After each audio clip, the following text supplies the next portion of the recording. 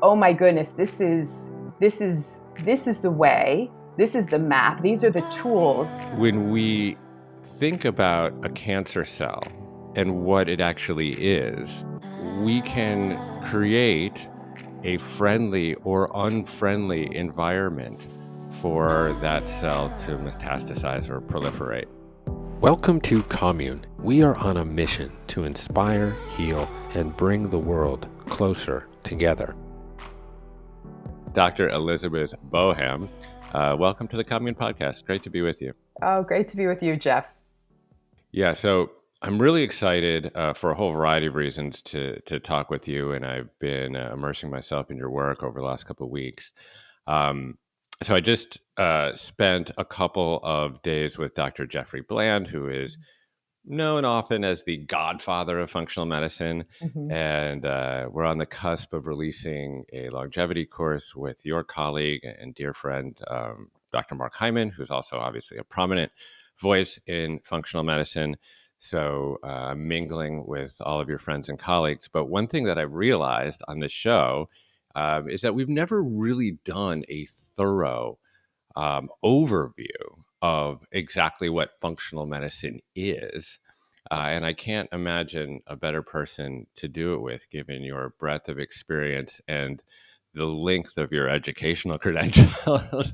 But I think maybe as a way at it, to explore the utility of functional medicine and nutrition, that we could start by grounding it in some of your personal experience. So if you don't mind going back just a few years, not many, to the time we were 30, you received a relatively surprising diagnosis.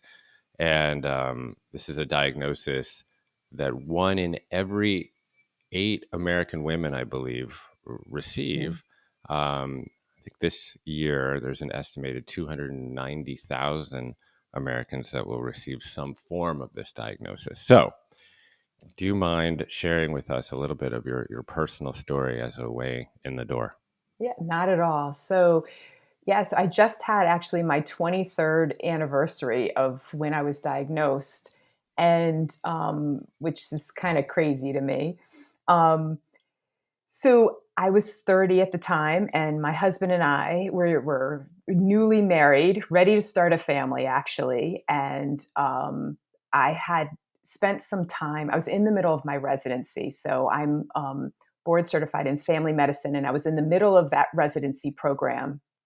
And, I find this mass in my left breast, which didn't make any sense to me. And, but, my husband's like, you've got to get that checked out. And when I did get it checked out, they did a biopsy that was inconclusive. And my breast surgeon, who I just worked with, a few months earlier in a rotation, she's like, you really need to, we should just take this out. Especially, we don't really know what it is, but you're going to be, thinking about having some children, and it's best to just take it out. And so September 2nd in 1999, they removed this, what ended up being a triple negative breast cancer. And which, for people who know about triple negative breast cancers, they're very fast growing, aggressive cancers, more likely to happen in younger women, more common in African American and African descendants, but obviously not only. And I was really lucky. I had really fast access to healthcare and knew a lot of physicians who just got me in right away and had it removed, and then went through chemotherapy and then radiation. And but it was crazy, because I was this 30-year-old woman who thought she was doing everything right. My, as you said, my undergraduate and graduate degree was in nutrition and exercise physiology, and I practiced what I preached. I was very interested in prevention and wellness, and I don't really have a strong family history of breast cancer. It was not something I was going to get. In medical school, we often diagnose ourselves with all sorts of things like, oh, do you have depression or schizophrenia? Or, you kind of come up with all sorts of things going on, in your body. Breast cancer was not one of those things I ever thought I was going to get. And so it was crazy. It was like, why would I have breast cancer? I'm this healthy, young woman, without a family history. And I ended up having this really aggressive breast cancer. And so it really taught me a lot about how to be a good physician. It taught me a lot about how I think about health and wellness and disease and prevention and all of that. And it taught me a lot about the healthcare system. But it was around, it was that time I realized.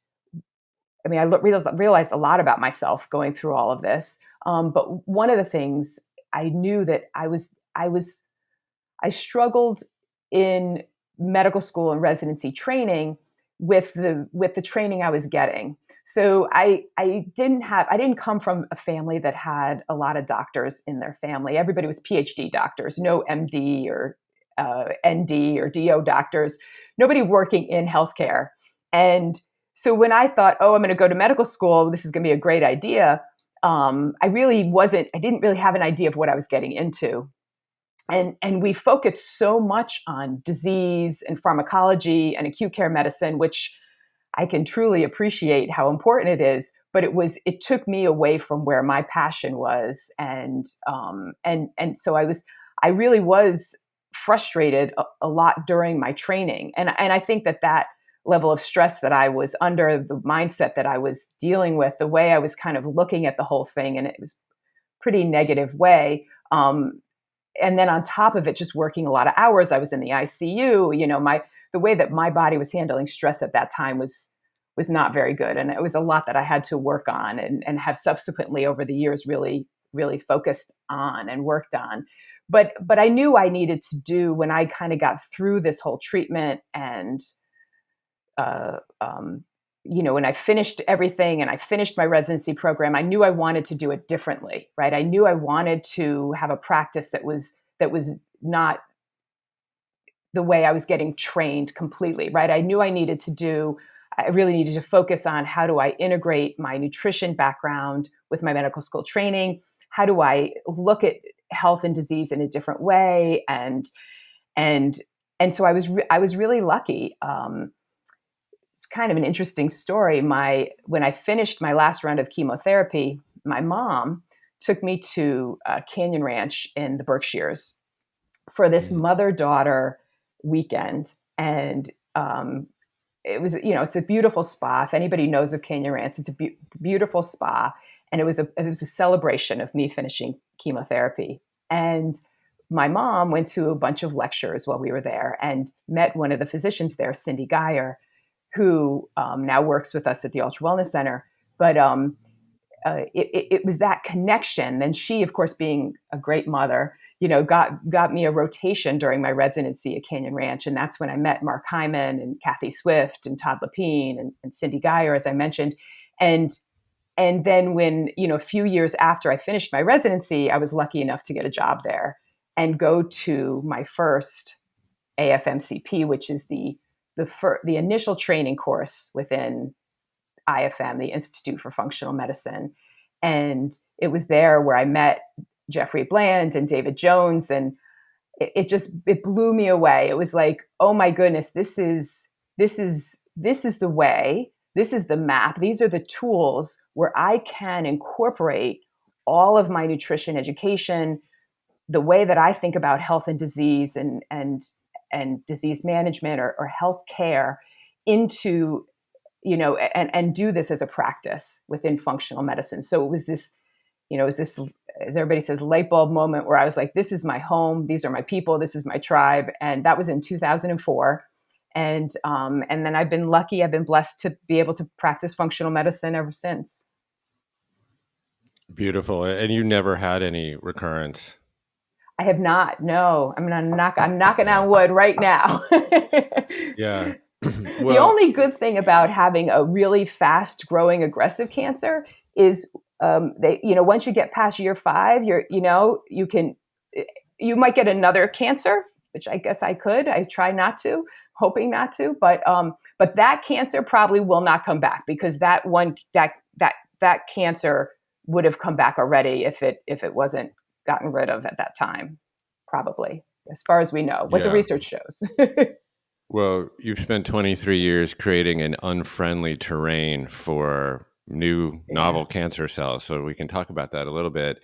I mean, just to share a little bit briefly of my personal story. So I was at Sloan Kettering Cancer Center as a 13-year-old in the pediatrics ward. Now, I didn't. I count myself to be incredibly fortunate given the plight of many of the children in that particular ward. Let's just say that the indoor is wider than the outdoor at Sloan Kettering. But I can appreciate the um, acute care or standards of care that I was lucky to receive. So surgery being one of them. I didn't have to go through chemo or radiation, luckily, because my tumor was very topical, and they injected a bunch of liquid nitrogen and froze off all the malignant cells and plenty of good cells too. Um, but overall, I was very lucky and have an appreciation for some forms of conventional medicine. That being Absolutely. said, um, when we think about a cancer cell and what it actually is, sort of as a mutated cell, or that the DNA or the genes go through some form of mutation and disrupt the order of how that cell uh, would normally grow or proliferate, etc. Um, we can create a friendly or unfriendly environment for that cell to metastasize or proliferate. So I wonder if you could pull on that thread a little bit in terms of, okay, we might have some sort of genetic predisposition for cancer. Cancer might come into our lives in some fashion. In fact, we all have some degree of cancer cells in our body, but the immune system often deals with them. So how do we foster a balanced immune system such to as to create an unfriendly terrain for cancer to proliferate? I love talking about that because I think a lot of people don't realize how much they can influence their risk of cancer. And it doesn't mean that we aren't, like you said, we might get a cancer, but how much we can influence some of the outcomes. And really, it goes beyond just focusing on that individual cancer cell, but focusing on the terrain or the soil that is surrounding those cells in our body.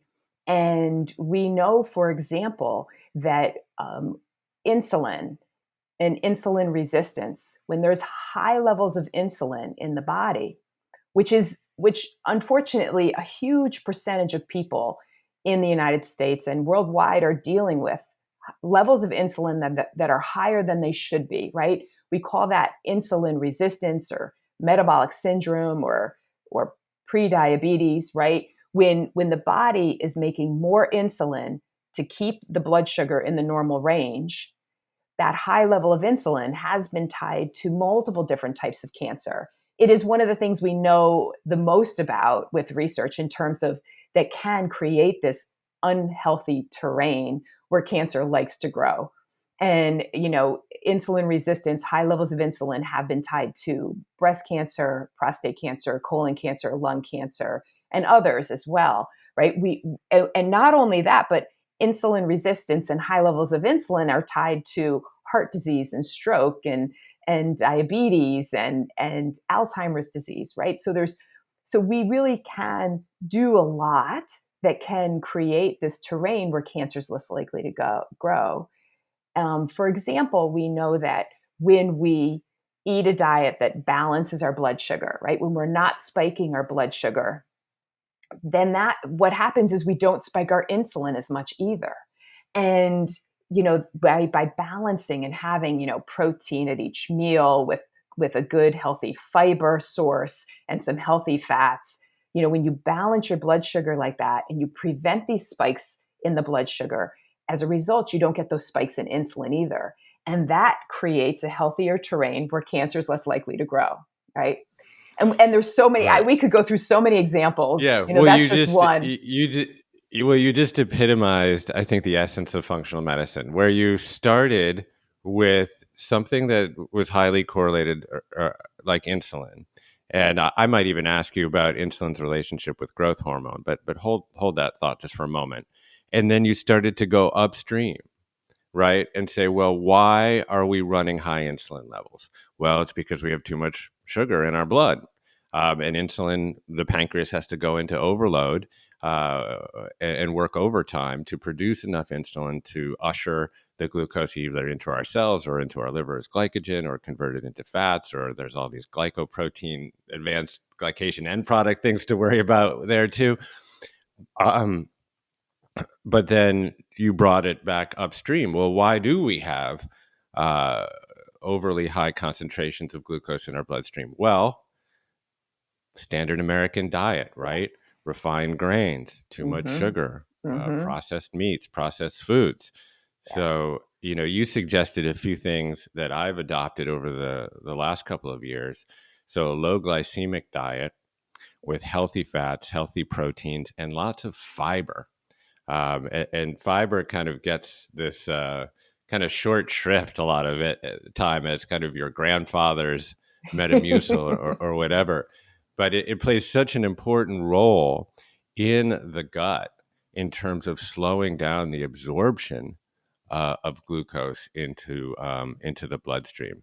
So that was just, I think, just you just typified the brain of a functional medicine doctor that's not just going to throw uh, a drug at a symptom, but actually do some deeper analysis. So maybe pull on that relationship between insulin and high levels of insulin and cancer just for a moment, because obviously we're always kind of trying to find this balance between growth in our body and rest and restoration within our body and repair. Um, how do high levels of insulin relate to stimulating growth in ways that we might not want?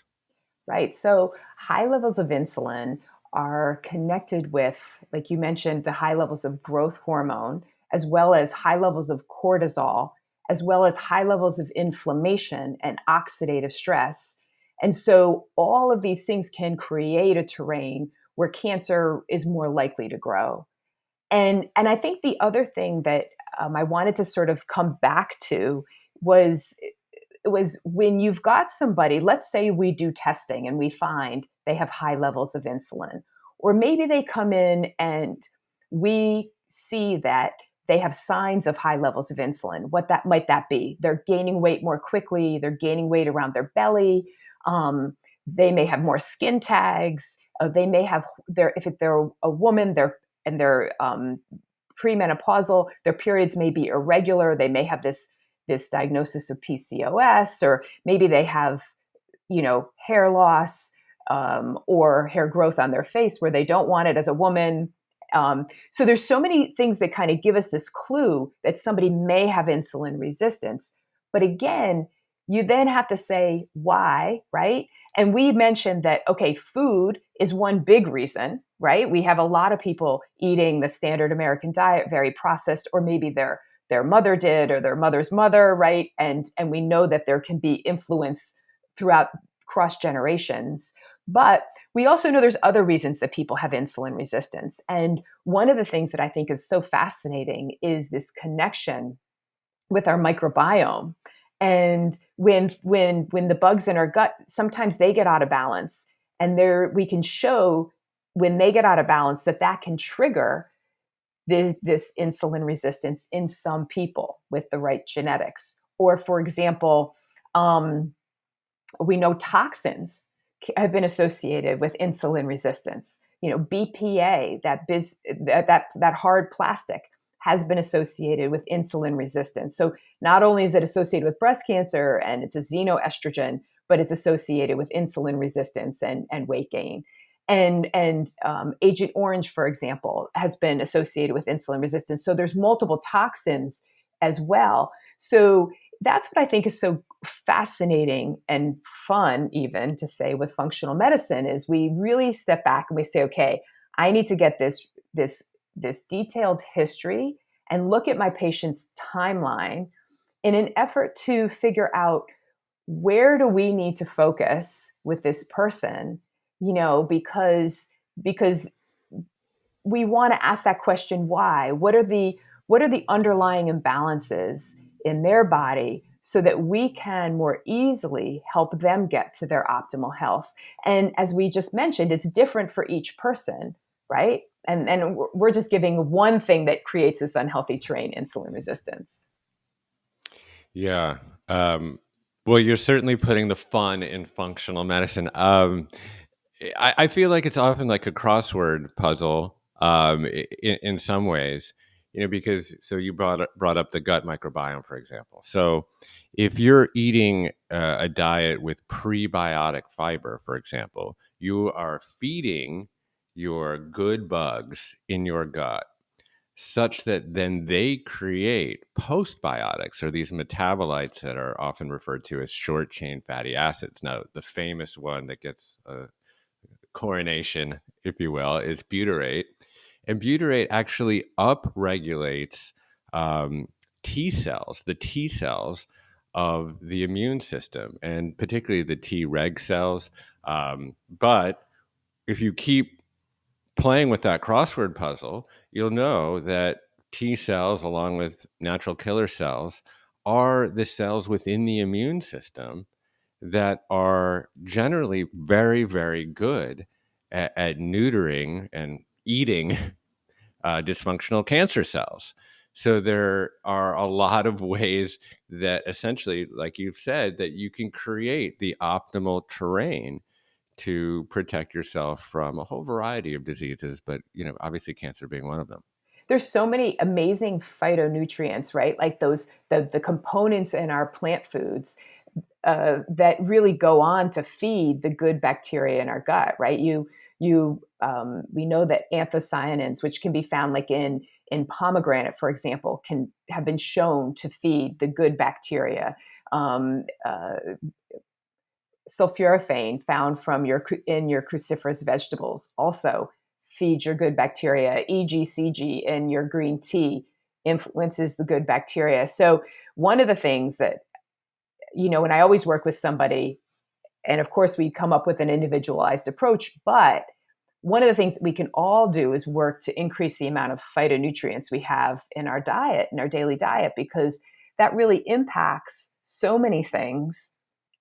One of them being food for the good, healthy bugs in our gut. And so really the recommendation is 8 to 12 servings of colorful plant foods. And that includes your vegetables, your fruits, your teas, your spices every day. And, it's doable. People just have to sort of work on, okay, how can I incorporate a little more into breakfast, and, squeeze some more vegetables into my omelet and have more different things in my salad and add more spices. It's definitely doable if you pay attention to that. It's doable, and again, it's a lot of fun. I mean, you brought up Mm-hmm. sulforaphane, so which I believe is a form of glucosinolate, but that's a little bit above my pay grade. But I've started sprouting Oh, at yay. home.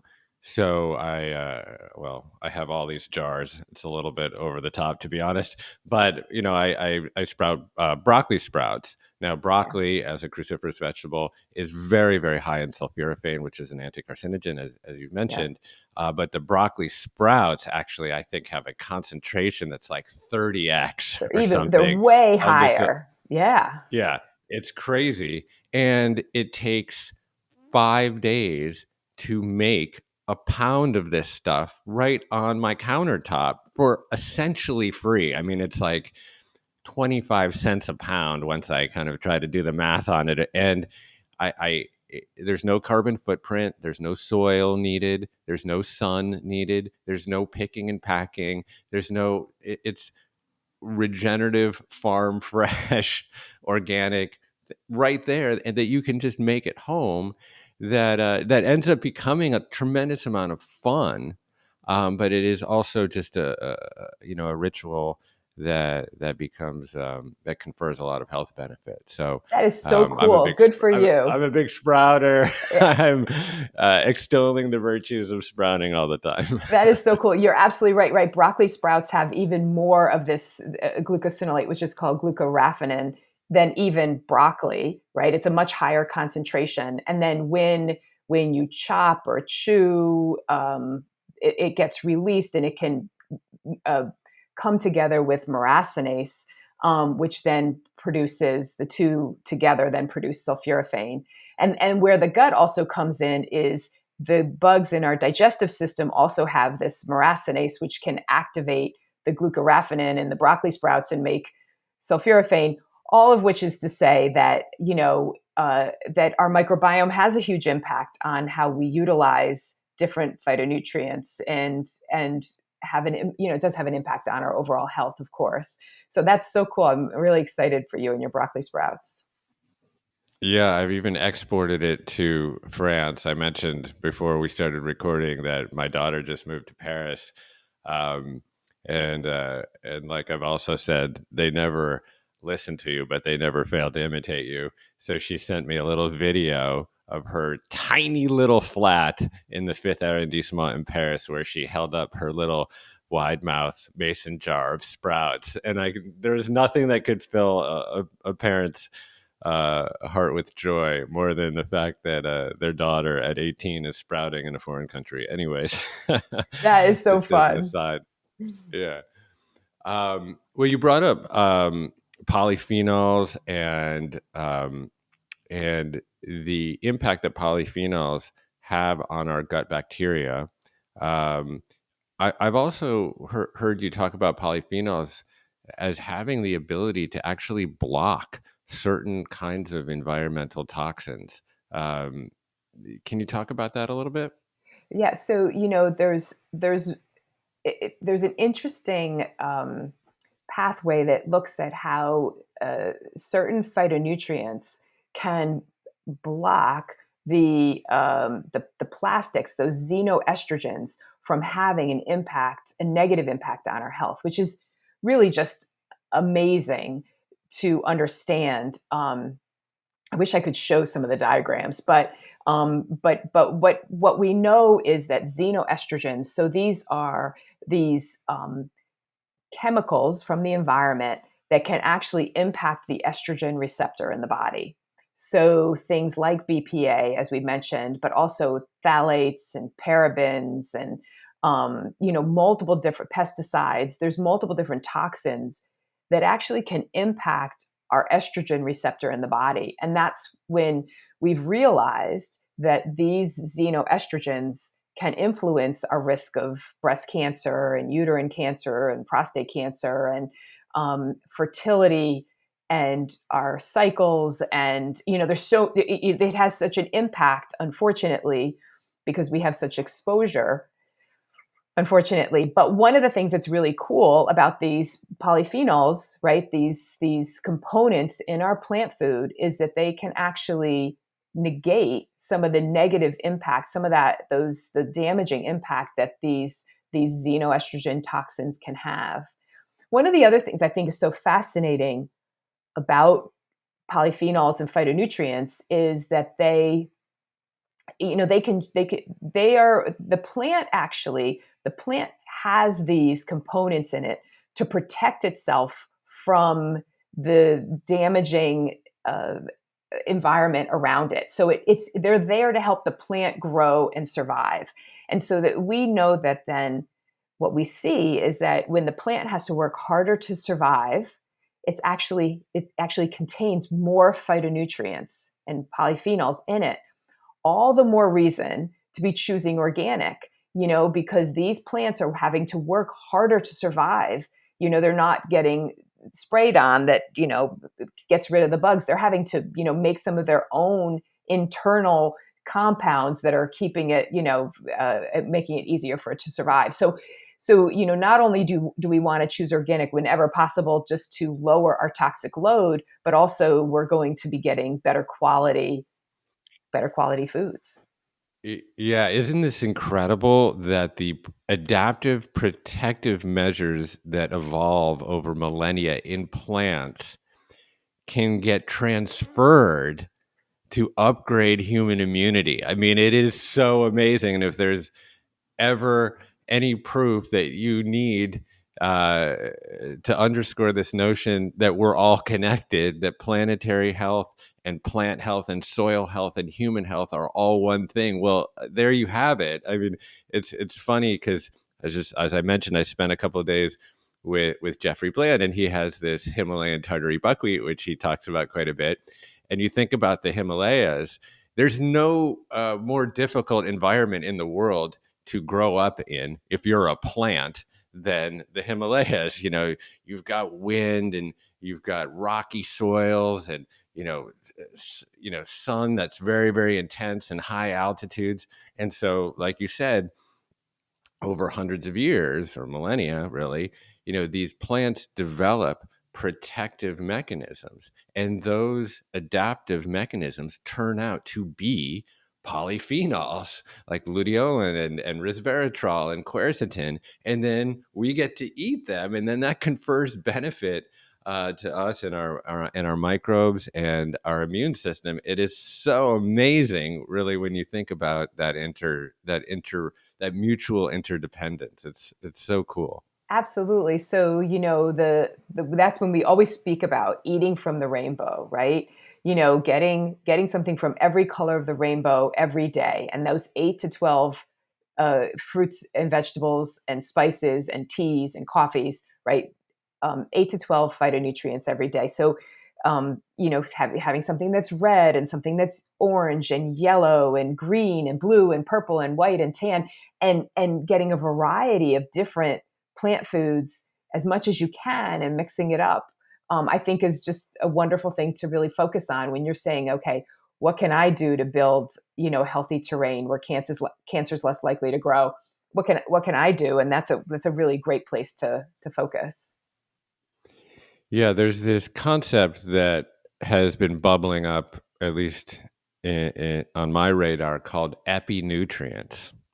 So essentially, foods that you can consume that um, essentially alter the epigenome such that certain genes are expressed or turned on, and certain genes are not expressed or turned off.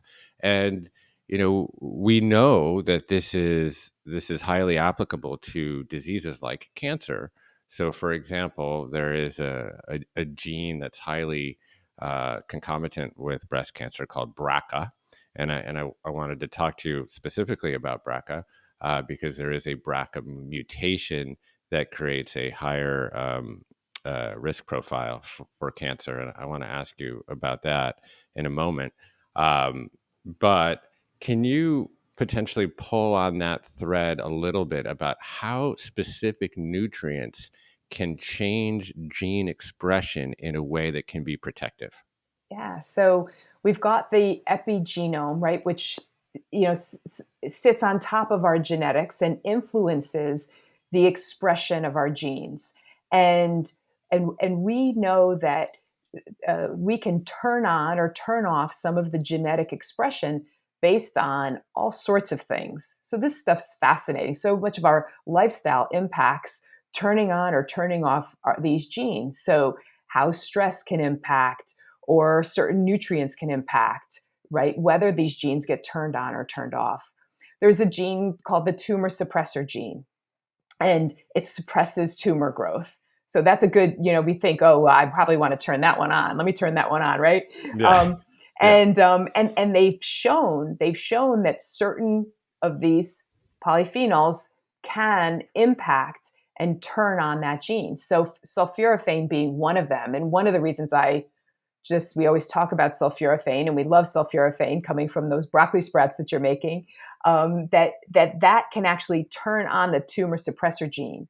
And same thing with EGCG from green tea, and why we really will recommend that people, if they like green tea, try to get an organic green tea. 2 to 4 cups a day to get that EGCG, and because it can turn on that tumor suppressor gene, and it also has all these other properties as well. It's the EGCG, it's anti-angiogenic, which stops blood vessels from growing to the tumor. It's anti-inflammatory, but one of the things it's doing is it's impacting a genetic expression. And then we also can see that the sulforaphane, going back to sulforaphane, can impact the expression of this gene that produces glutathione. And glutathione is like your master antioxidant and detoxifier in the body. And so it is, that's so cool that we can influence this expression by the foods that we're choosing to eat.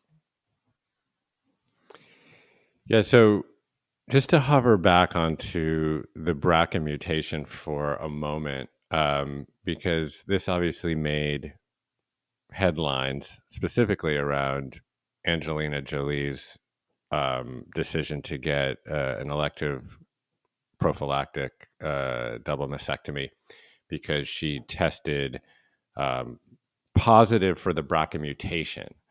So BRCA1 and BRCA2, I believe, are actually tumor suppressors, but you can test positive for the actual mutation. And if you have the mutation, then you are more predisposed to contracting breast cancer or developing breast cancer. Can you pull that apart a little bit? I mean, obviously, this started a wave because she's such a public figure around elective surgery. And without putting you too much on the spot there, because everyone's decision needs to be individual and based upon, their conversations with their loved ones and their doctors. But how much does the BRCA mutation truly influence one's susceptibility or risk profile for cancer?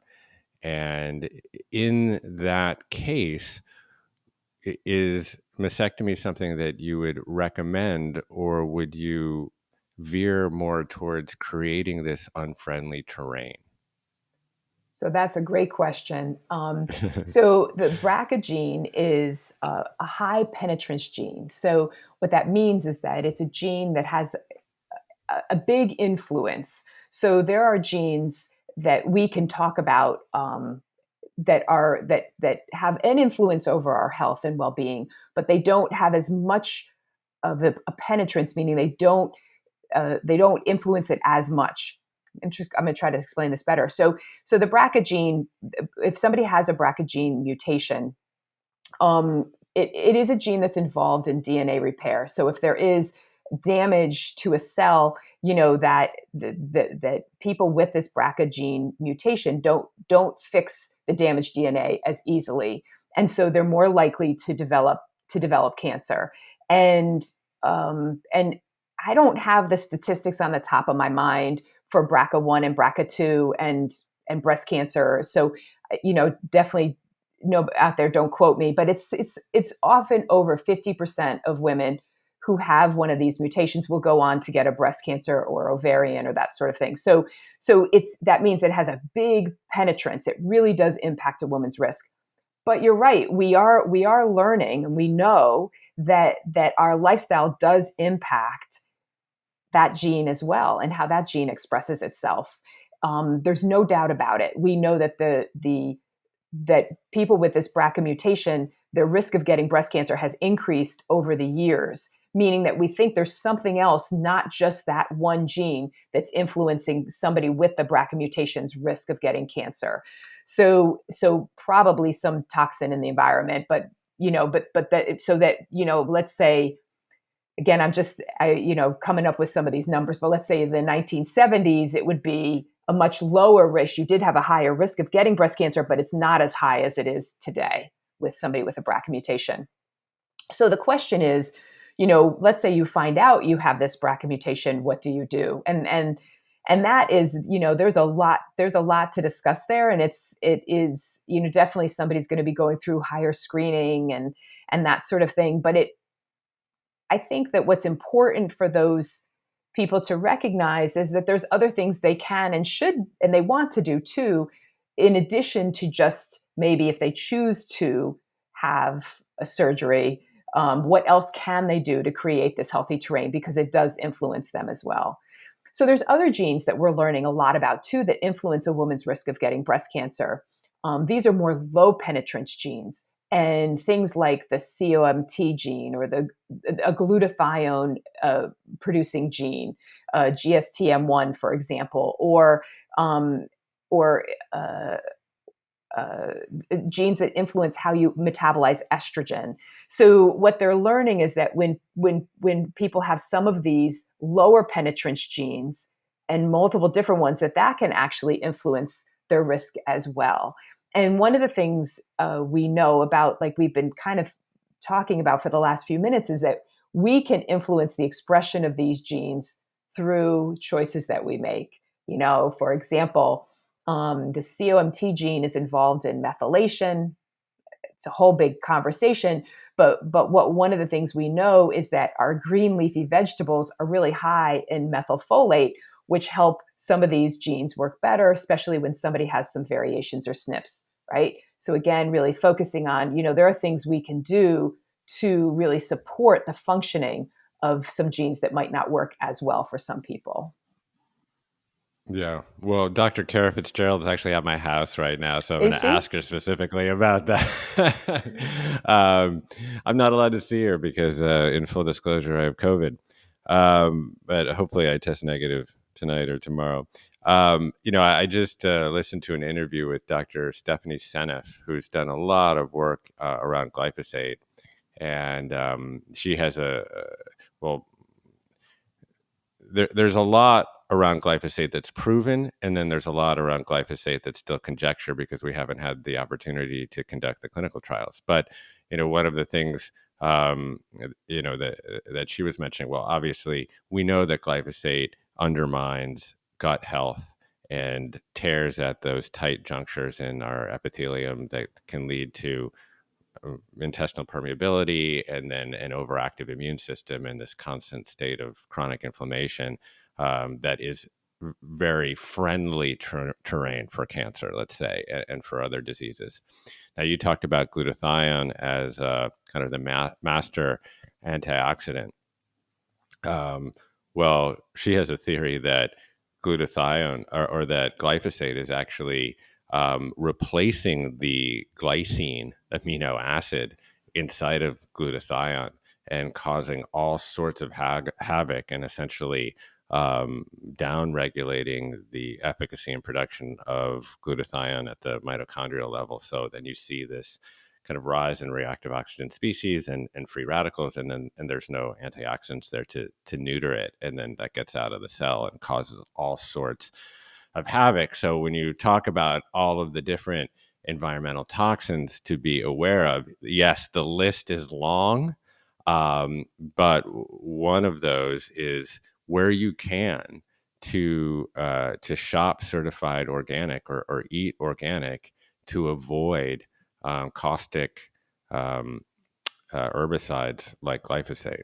Absolutely. So I think that's important, whenever we speak about getting more phytonutrients, or green tea, for example, there's a lot of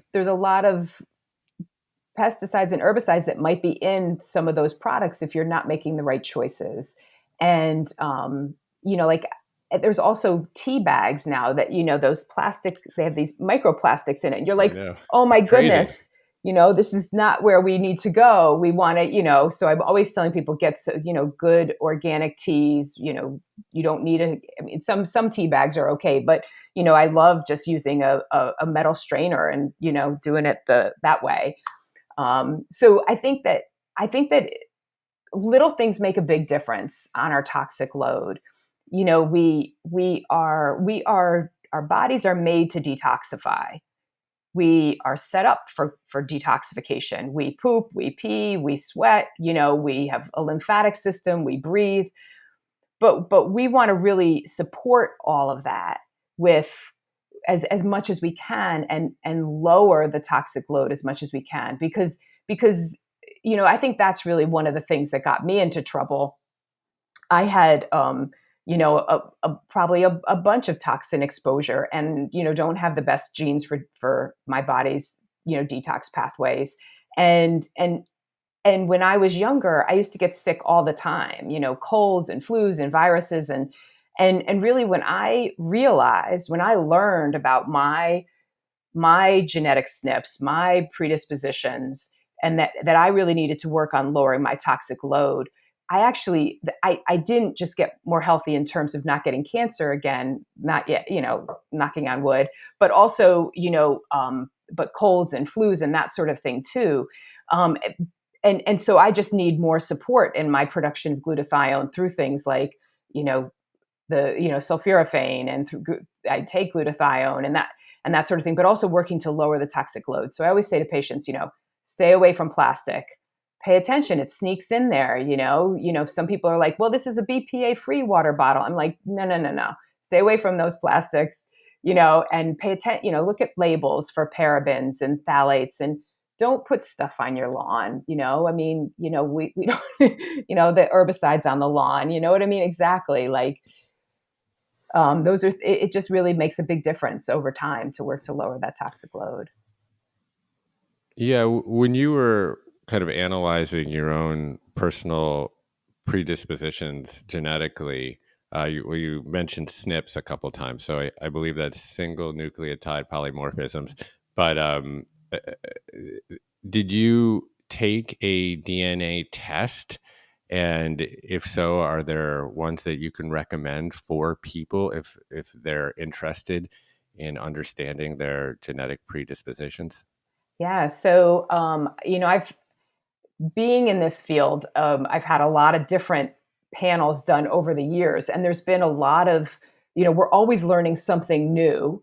At the present time, so I've had, Genova did some genetics testing on me. Nordic Labs did genetic testing on me. 3x4 did genetic testing on me. I like the panels. I mean, you can't go through 23andMe and then get it analyzed. But one of the nice things about those panels is that there's just a lot of information in there, and they kind of make it a little bit more practical and user friendly, I guess is the way to put it. And there's so much we can learn about somebody, but there's also a lot that we're still learning about all of these things. So it's Yeah.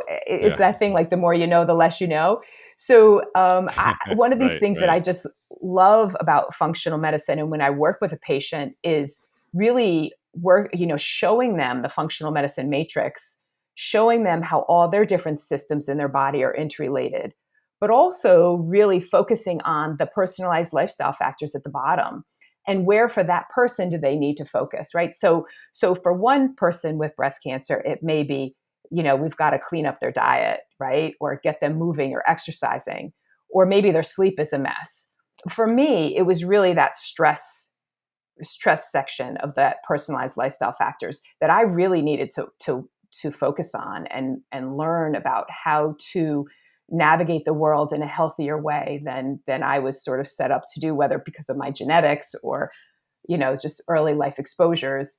And I had to, I really had to work on that a lot, because that had a huge impact on my immune system, my overall health and well-being, and just the quality of my life as well. Yeah, well, I want to probe some of the other modalities that are part of your daily routine, particularly as it pertains to stress. But I think that, this could be a good time to outline some of the primary tenets of functional medicine. So, first, if you look at kind of conventional medicine, which generally takes a cluster of symptoms and then makes a diagnosis based around these symptoms, and then often prescribes a non-individualized pharmaceutical to address these clusters of symptoms. That is a typical approach for conventional medicine. How would functional medicine and functional nutrition differ? What are the core tenets, I suppose, of functional medicine? Yeah. So, You're absolutely right. So in my medical school and residency training, one of the things we focused on was, okay, let's come up with that diagnosis quickly. Let's name it, and then come up with that substance, that pharmacological agent or whatever to treat it, to tame it, right? So that was really the focus. And I think that a lot of that really stemmed from the fact that, from acute care medicine, because in acute care medicine, it's really important. Somebody comes into the ER, you want to really figure out what's going on right away and help them be more comfortable or save their life right away. But with chronic disease and healthcare and chronic disease management, that's really not the best way to attack it. And so functional medicine has really stepped in to say, listen, we've got to do this differently. We're really missing the boat often when we're just focusing on naming it and coming up with a prescription medication to because we've got to, like you said, what are the tenets? The first one is it's individualized, right? It's treating each person as an individual, because if you had 10 people who came in with depression, you may have 10 different reasons for why they have depression. And if you can individualize your treatment plan, you're more likely to be successful. And so I think that's one of the first things we really focus on is this. It's personalized, it's individualized, right? It's patient-centered as opposed to disease-centered. Disease-centered would be we're focusing on what's that disease, depression, and but more with this person, what are they experiencing? What are all their systems in their body? How are they out of balance? It's really science-based. We focus on using the latest science and incorporating the latest science into our practice. And there's a huge lifestyle component to functional medicine, really looking at, the working toward optimal wellness and focusing on how lifestyle can impact our health and well-being. And I think that's really critical. I mean, we're spending, what is it? Over 85% of our healthcare dollars in this country are spent on chronic disease management, and we're not doing a good job, right? No. We're not. No. I mean, so we've got to kind of come and the up with. scale is crazy. I mean, Yeah. we're talking trillions upon trillions of dollars. Yeah. If we keep going on this trajectory, we're literally going to bankrupt ourselves just on treating chronic disease. Yeah. And people don't feel Yeah. satisfied, right? Patients come to me all the time because they're not getting what they need. And I don't think physicians often in that situation are satisfied either. I don't think it's just I think it's both ways often. So we know that, like, that team approach, having, really forming a team that can help patients really become more healthy, and not just, again, naming and blaming, but really creating, more optimal health in their, it has a huge impact. Yeah. So there's a emphasis on prevention. There is an emphasis on examining and excavating root causes. There's an emphasis on systems thinking, and maybe we can probe that a little bit more. And then there is this emphasis on, I guess, precision individualized care. Now, let's potentially probe systems thinking a little bit for a moment, because what is so often the case, and this is not just confined to the world of medical science, this could be the way government acts and the way just people act day to day, is very reductionist. It's like we try to isolate and identify a misstep or a bug in the system, and then come up with a simple fix to address that particular bug in the system, and then go full force at that without actually thinking too much about the holobiont in which that system exists, or the other wider implications or ramifications of that particular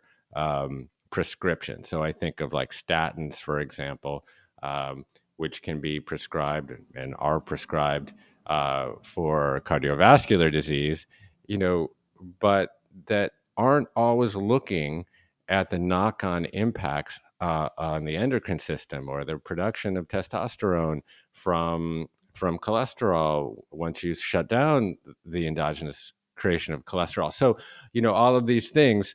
So I wonder, can you pull on that a little bit? How does functional medicine really look at, more broadly at systems? Yeah. So, you know, let's take somebody with asthma, for example. Somebody comes in with having some asthma. One of the things that I like to do is, well, what we're doing in functional medicine is we're getting that, as I said, that really detailed history and timeline for the patient, and then putting their information on a matrix and looking at how all the different systems in their body are interrelated. So if you just take somebody with asthma and you go, okay, I'm just going to give you albuterol so you can breathe better. I mean, that may be necessary for in the short term for this person, but if you just do that, then you may miss some of the other things that the imbalances in their body may be triggering. For example, I mean, I'm just going to come up with one example, but let's say somebody is, I'm going to take my son. So, he started to have some reactive airway when he was less than 2. And we ended up realizing it was dairy related. And so when we took him off of dairy, his reactive airway or asthma got better, and he never really needed medication unless he gets really sick. So, but let's say I didn't make that step. I didn't look for what was that underlying root cause. How were his systems in his body out of balance? Then, then the dairy may be causing other inflammation for him as well. So, maybe causing inflammation in the digestive system and digestive issues and diarrhea or bloating, or it may be causing congestion, or it may be causing eczema.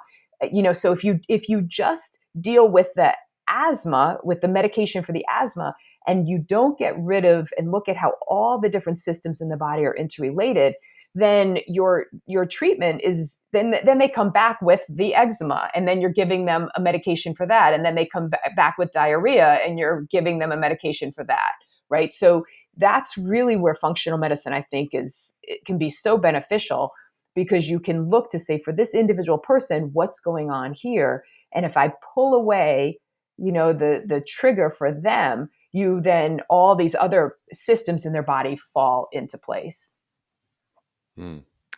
Yeah, that's so important. I was reading about certain immunotherapies that are being developed now for cancer treatment.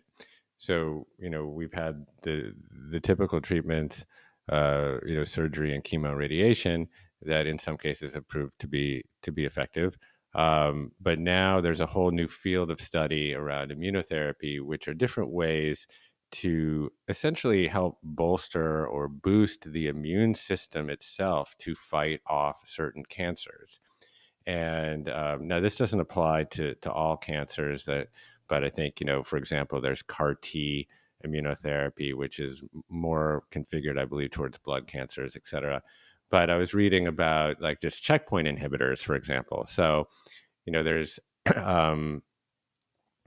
these T cells that generally are going to attack and kill cancer cells. But these cancer cells are so devious that they're able to connect to this particular kind of receptor on the T cell called a checkpoint.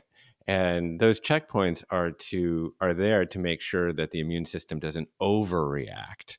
But these sneaky, devious Machiavellian cancer cells trick the T cells really by connecting to these receptors and neutering their efficacy. So there's a class of drugs now called checkpoint inhibitors that can be administered to essentially break that connection between the cancer cell and the checkpoint receptor. But what's amazing, and I was reading specifically the work of Dr. William Li, who talks a lot about food as medicine. that there is a particular bacteria known as Akkermansia, that if you have a population of Akkermansia and you're feeding your gut in a healthy way with all the ways that we described, with like good prebiotic fibers and polyphenols, that Akkermansia can actually upgrade the efficacy of these checkpoint inhibitors. So now they're being along with the administration of these pharmaceutical drugs that are geared towards bolstering the immune system, you also have these holistic treatments around rebuilding the gut to work in synergistic tandem with the immune system. And this is like the coolest. Sometimes I swear on my podcast. This is the coolest freaking thing because this is where I think like the future of medicine could be headed, where it's like we are using the innovation and technology that we have developed over the past 150 years or so in combination with systems thinking and functional medicine thinking and holistic kinds of approaches and approaches towards healthy diet and rebuilding the gut, et cetera. So this is for me, one of the most exciting frontiers in medicine. Yeah. And that brings us back to like the pomegranate that we started with, that we were talking about a little while ago, and how that can help feed the Akkermansia. And, people can get the pomegranate seeds or, a pomegranate powder and put it into a smoothie or whatever. And it's a great, great way to get the substance, the anthocyanins that help feed the Akkermansia. So. Yeah. So I'm curious a little bit about your personal practices. So I know that you have created some media in the form of videos that exist on Vimeo on your website and a DVD around breast cancer treatment and prevention. And as part of that, you really do go into some great depth around kind of mindfulness and movement modalities. So I wonder if you could talk about the connection that you see between these kind of modalities and health and disease prevention, and also um, embarrass yourself a little bit by telling us which ones you practice on a regular basis. Okay, absolutely. So I came out with the breast wellness DVD in 2015, and I did it with a dear friend of mine, Heidi Spear, who is a meditation yoga instructor. And it was just so much fun. But I knew that when I came out with the DVD, where I wanted to talk about the functional medicine approach to breast health and wellness, I know we needed to speak to and give practical tools for how to integrate mindfulness and meditation and yoga and into your daily life, because for me it changed my life 100%, right? Um, and so I wanted to really incorporate it into the DVD, or which is also now, as you mentioned, on Vimeo. You can instantly watch it, because I don't even know who has a DVD player anymore.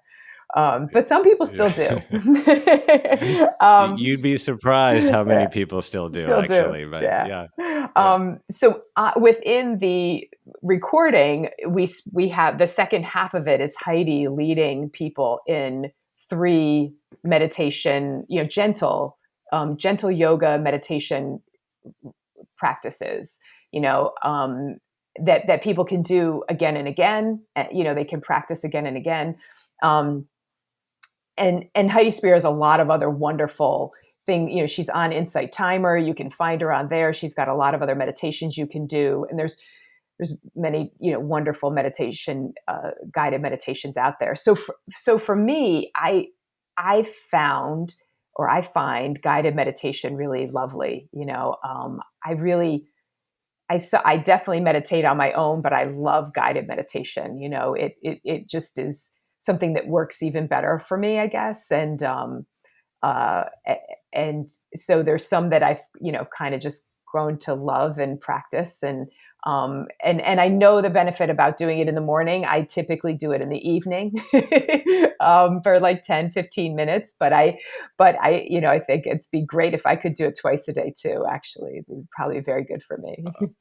Oh, I mean, I think it's great and so useful in the evening, because that's at the place where you want the natural serum secretion of melatonin anyways, right? And you want to take your cortisol levels down, where in the morning, you actually might want some degree of cortisol to thrust you into your day and make you alert and able to have a conversation on a podcast.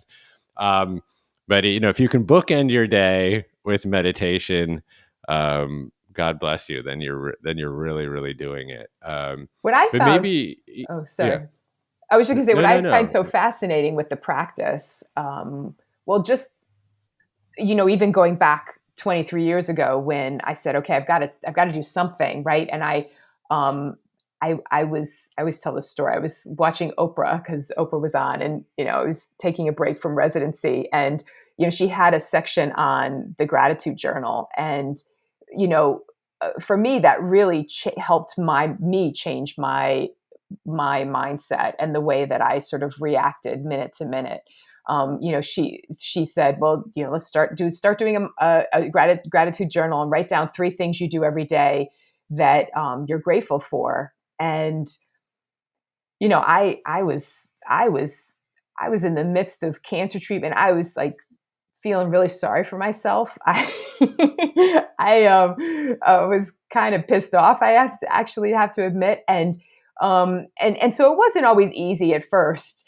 But what over time, what I could notice is just noticing where my mind would go. That's what I find fascinating, is when I'm like, oh, look at my mind going negative, or oh, look at my mind just, getting so stressed or worried or over focusing on something. And that's just, I think, one of the things about mindfulness, whether it's, and then gratitude journaling or meditation, is it just, and I always say to patients all the time, because they always are like, I'm not good at that. You're not supposed to be good at it. It's not good or bad. It's the practice that helps you just sort of pay attention to how you're letting your mind just go, go, go, right?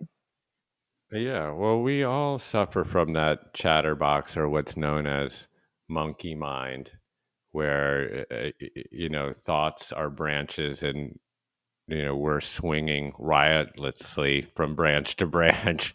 And yeah, this idea of non-judgmental sacred presence, the state of being that is cultivated through meditation, really allows us to witness that ego, that dialogue that's happening on the ego level, which is really just this construction or projection of the symbol that we give ourselves, really. And we get to almost rise above ourselves, and look at ourselves, as a witness, like you said, and just notice. And that was my first step too, towards also being a better parent, where I could actually witness myself being angry at a particular situation, or frustrated, at a particular situation, and then look at myself and be like, what are you doing, wasting your time being so frustrated and angry, and the more that we engage in that practice, the more it transcends the actual practice itself and begins to punctuate our daily life. And that's really why we do it.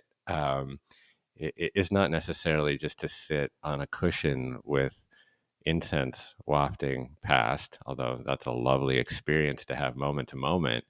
Um, but we want it to punctuate our quotidian life, such that we are better parents and better friends and better siblings and better coworkers and colleagues, etc. And Yeah, that's and where I just found it to and be and also helpful. better for ourselves, right? Like for Yeah. me, it was like, oh, there's more joy in life, and there's more ease, and there's more. It's just lovelier, place to be. Yeah. Well, there's this kind of, well, obviously the benefits are multifarious. There's obviously this kind of spiritual benefit, but then there are all this kind of litany of very specific physiological benefits. And, this is one of the things that we can do, anyways, to move ourselves from a sympathetic state into a parasympathetic state, right? And a parasympathetic state has very, very different hormones and neurotransmitters associated with it versus a fight or flight, amygdala hijacked sympathetic overload state. So, maybe you could spend a couple of minutes talking about that, because I think it's really important for people to understand the mechanisms at play, because when they understand the mechanism, then the protocol becomes way more obvious to actually adopt. So, with your meditation practice, for example, what hormones and neurotransmitters are you encouraging through that practice, and what other ones are you potentially tamping down? Right. So, I mean, you're one of the things that we know with meditation, right? And I'm just going to pull it back to cancer for a second is we're also, when we know that when we're activating that parasympathetic nervous system, you know, um, we are actually able to increase natural killer cell production. And those natural Hmm. killer cells can go around, they're part of our innate immune system, and they can gobble up abnormal cells and cancer cells in the body. And we know that, what you're asking about hormones and neurotransmitters, we know that when we're under stress, right? When that sympathetic nervous system is going off. And listen, we've got to have a good sympathetic nervous system to run away from the tiger, right? The problem is when there is a chronic high level of that sympathetic nervous system going on, when we're chronically in fight or flight, that's really the issue. And we know that, for example, cortisol levels are really, really high, and that high level of cortisol can also drive high levels of insulin. We spoke about Right. we spoke about how insulin, right, is a growth hormone and creates inflammation in the body. And those situations result in the immune system just not working as well when we're chronically in this state of flight or fight. Fight or flight, that we're, that Mhm. high level of cortisol, high level of insulin is just driving, and and and and our immune system just doesn't work as well. They've even shown that with caretakers and how they respond to vaccines. So, they took a group of caretakers, people who are chronically, more likely to be in a state of chronic stress, and that they're when they give them a vaccine, they don't create as much antibodies against the substance they're getting vaccinated against as somebody who Mhm. is not in that state of chronic stress and chronic fight or flight. So, just the importance of recognizing how to activate the immune system to have all the aspects of our immune system work as well as they can. We want to really be working to activate that parasympathetic nervous system, the calming nervous system in the body. Mm. Yeah, that's so interesting. Obviously, I've also seen some data showing higher efficacy for vaccines after a good night's sleep Yes. or a couple of good nights sleep. It's Yeah. just that Absolutely. simple. Yeah. Um, so I want to be mindful of your time, but I had one last question or two for you, which relates to again to the gut, but specifically around the over administration or over prescription of antibiotics. Yeah. So we all know that antibiotics can be very useful for some infections, but how does the over prescription of antibiotics and the downstream effects on the gut um, uh, connect with cancer and potentially creating a more friendly terrain for proliferation? Yeah. So, There, uh,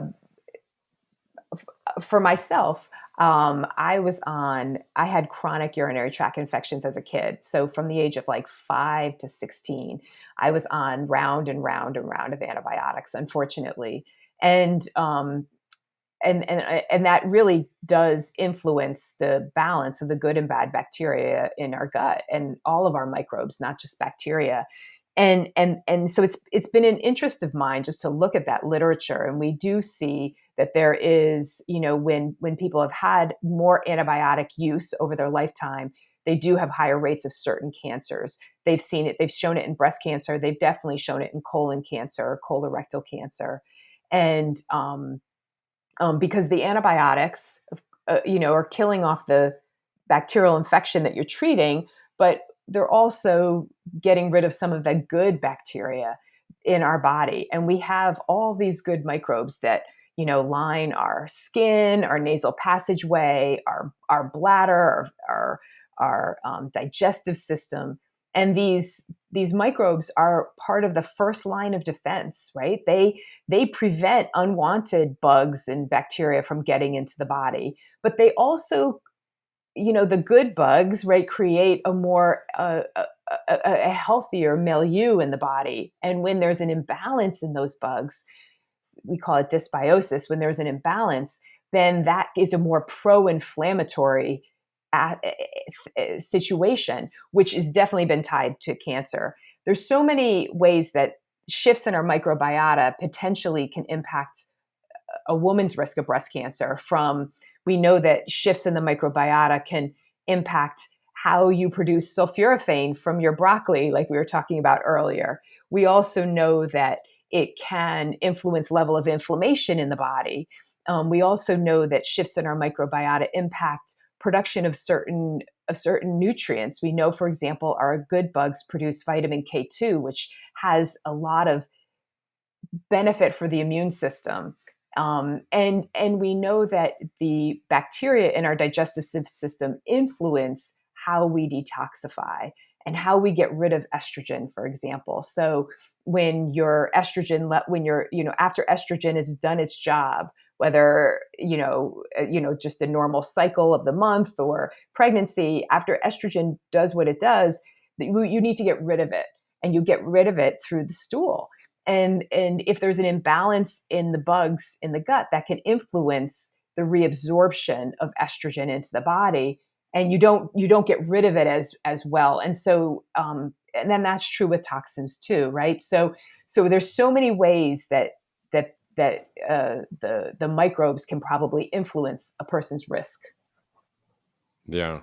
So good. Yeah. I'm glad that you brought up estrogen, and maybe we could do a follow-up conversation at some point specifically about the relationship between estrogen and breast cancer and ovarian cancer. I did see an interesting data point that sometime in the early 2000s, reported cases of breast cancer actually plummeted in relation to the uh, well, not cessation, but the deceleration of hormone treatment, postmenopausal hormone treatment.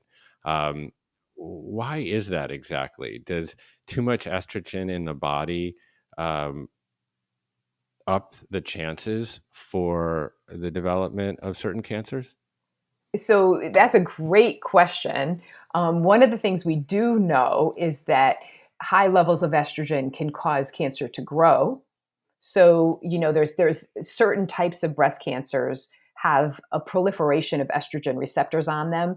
They have more estrogen receptors than a typical breast cell, for example. So they call them ER positive breast cancers. They have lots of estrogen receptors. So estrogen will cause it to grow. But that was the Women's Health Initiative, and that was most of the hormones that we were giving women before that time. A lot of them were maybe not the healthiest of hormones. They were not considered bioidentical. They were oral. They might be more pro-inflammatory.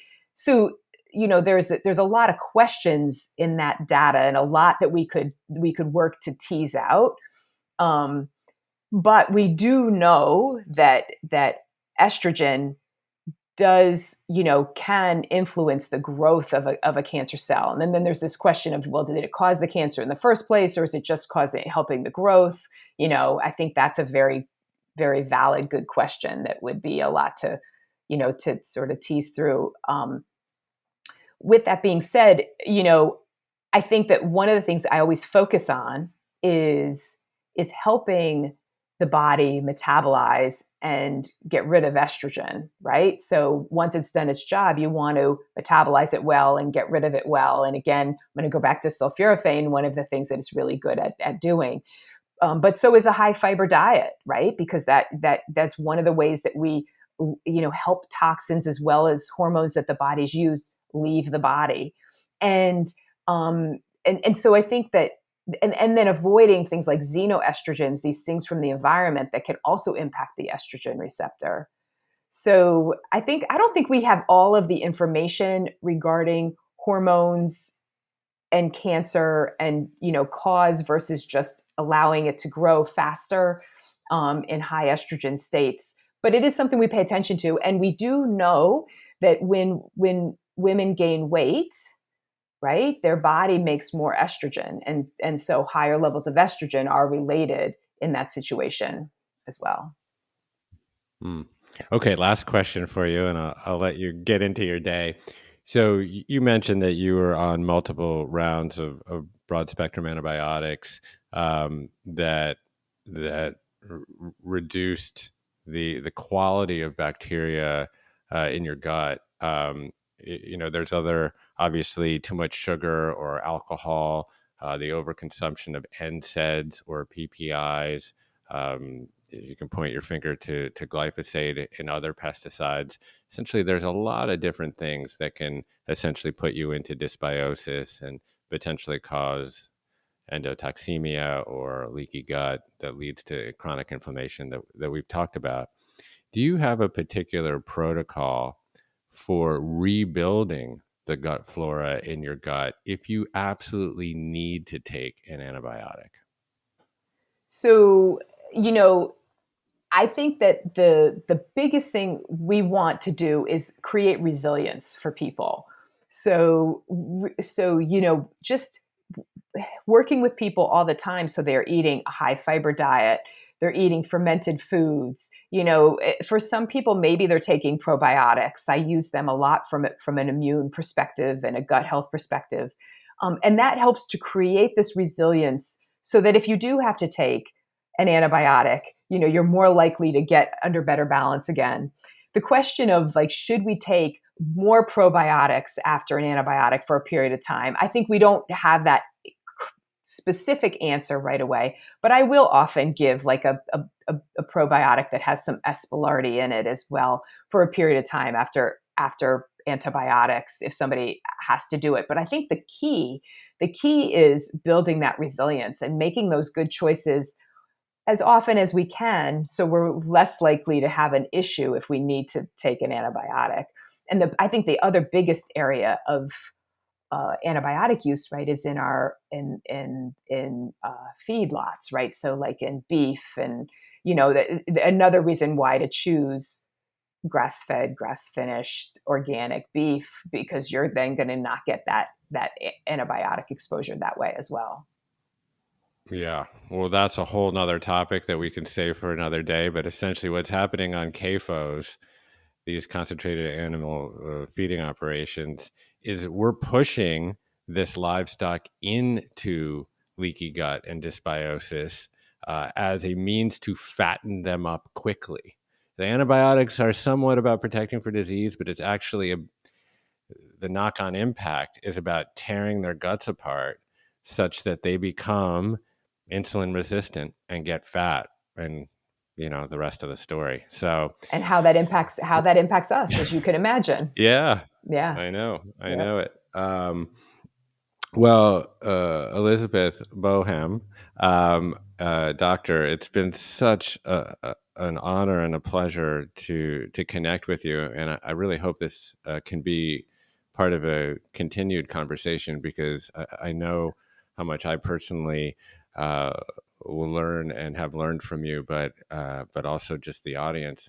And I will just say, you're just such an inspiration in terms of how you've dedicated your life, how you communicate, both on a very high level, but also on a very accessible level for people, such that they can really adopt the protocols in a way that's very meaningful to their lives. And, as I mentioned earlier in the podcast, I did have a form of cancer when I was 13 years old.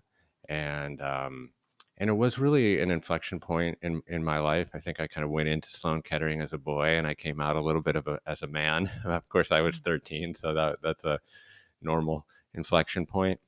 But oftentimes, I think life's biggest challenges turn out to be our greatest teachers. Mm. And if we can find that strength to turn what could be post-traumatic stress into post-traumatic growth, that is a wonderful and fulfilling life. And you have done that in spades.